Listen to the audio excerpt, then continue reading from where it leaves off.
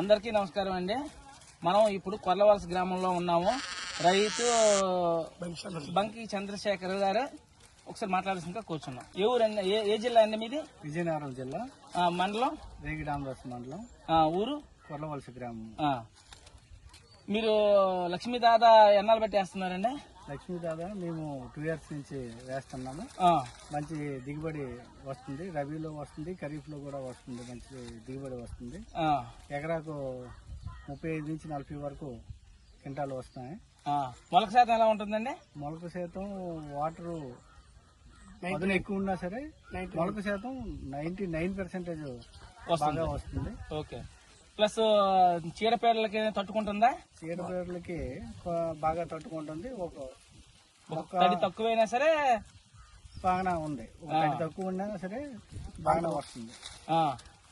ఇప్పుడు మీకు గింజ ఎలాగ వస్తుంది? బరువు వస్తుందా? గింజ నాణ్యత అయితే బాగానే ఉంది. గింజ బరువు కూడా బాగానే వస్తుంది. దిగుబడి బాగానే ఉంది. మీరు రైతులకు ఏమైనా చెప్తారా?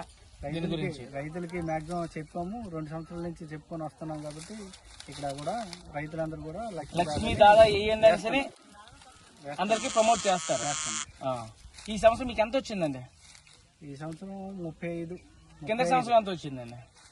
కింద సంవత్సరం 35, 38 ఆ విధంగా వచ్చింది.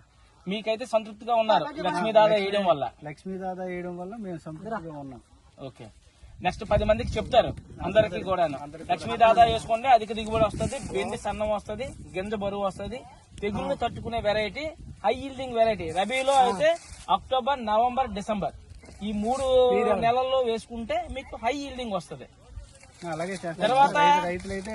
తర్వాత కాప్స్ కూడా అన్ని ఒకే సైజు యూనివర్సిటీగా చూసారుగా. ఈ 3 కండ్లు ఉంటాయి. 3 కండ్లు కూడా సమానంగా వచ్చింది. తర్వాత చూడండి గ్యాప్ లేదు, ఫుల్ అయ్యి ఉంది.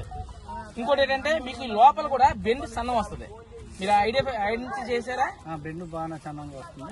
అది ఇప్పుడు వేసిన రైతులందరూ సంతృప్తిగా ఉన్నారు. మీరు కూడా కొంతమందికి చెప్పండి. ఓకేనా? Okay. Thank you sir. Thank you. మాకు ధన్యవాదాలు.